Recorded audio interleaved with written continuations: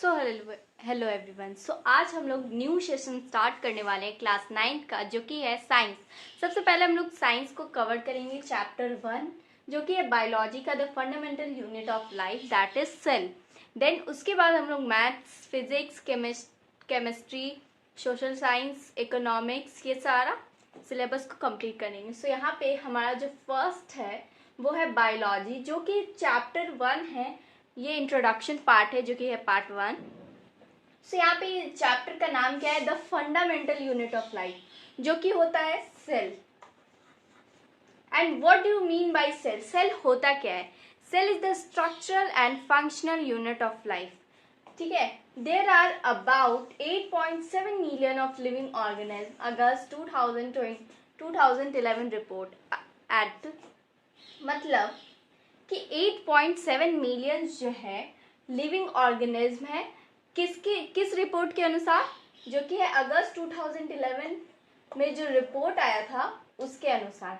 ठीक है। These organism show biodiversity not only in shape, size and structure but also in their functioning. ठीक है। तो ये जो ऑर्गेनिज्म है वो बायोडाइवर्सिटी, ग्रेट बायोडाइवर्सिटी,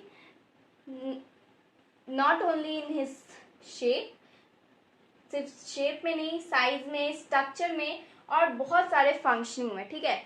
जैसा कि मैंने फर्स्ट में बोला था कि cell is said to be the structural and functional unit of life. Cell को क्या कहा जाता है? Structural and functional unit of life. Structural और फंक्शनल, जो कि एक यूनिट ऑफ लाइफ है।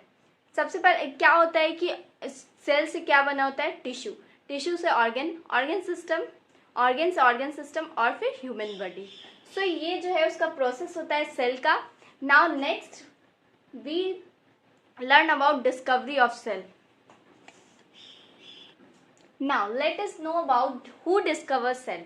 सो सबसे पहले क्या है? एरिस्टोटल, जो कंक्लूड किए थे that plant and animals are repeating elements. ठीक है। और इनको क्या कहा जाता है? फादर ऑफ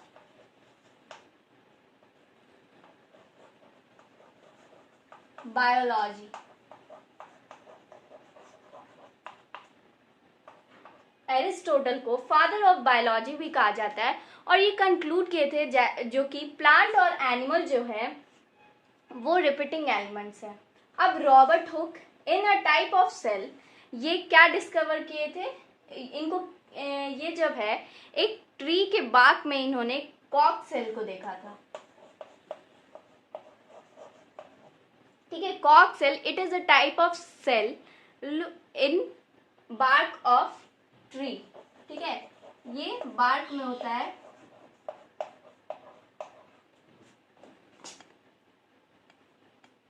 ठीक है। ये प्लांट के बार्क में होता है। और व्हेन रॉबर्ट हुक स्टडी कॉक cells, he found some honeycomb like structure. ठीक है।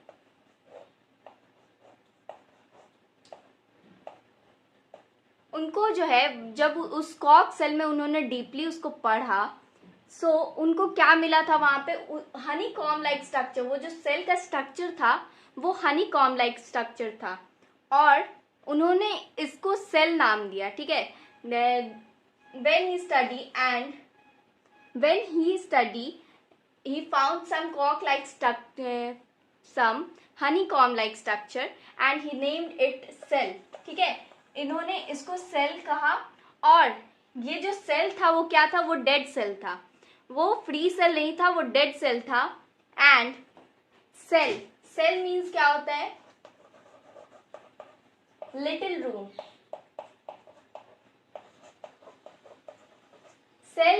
सेल मीनिंग होता है मतलब एक छोटा सा रूम, जो कि जो है ये हनीकॉम लाइक स्ट्रक्चर है, इसका भी मतलब वही हुआ, मतलब छोटा सा रूम। सेल को छोटा सा रूम कहा जाता है। एंड लैटिन वर्ड में सेल्यूला। ठीक है। और ये जो है कौन से सेल्स थे इन्होंने पाए थे? जो कि था डेड सेल। नाउ नेक्स्ट जो है उनके बारे में अब जानते हैं ना। तो अब क्या है? ये तीनों है जो कि डिस्कवर किए थे, ये तीनों ने भी सेल को डिस्कवर किया था, जो कि लेवेनहुक, जिनका पूरा नाम एंटोन वॉन लेवेनहुक है।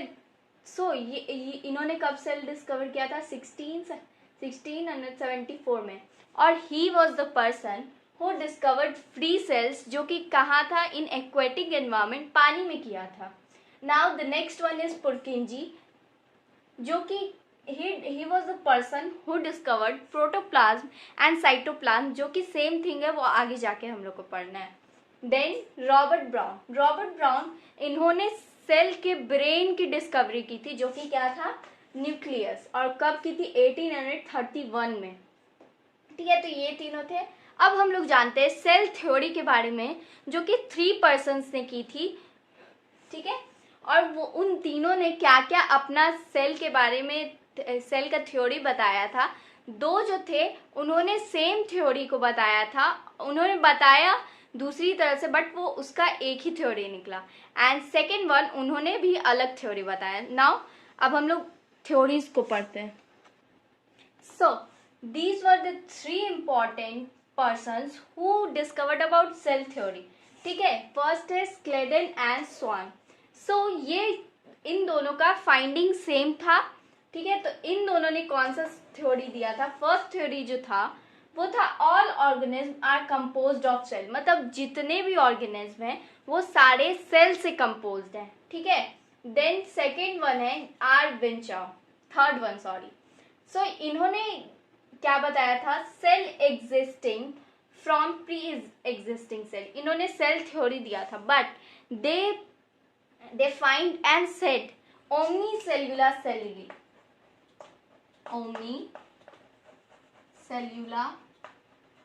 सेल्यूली।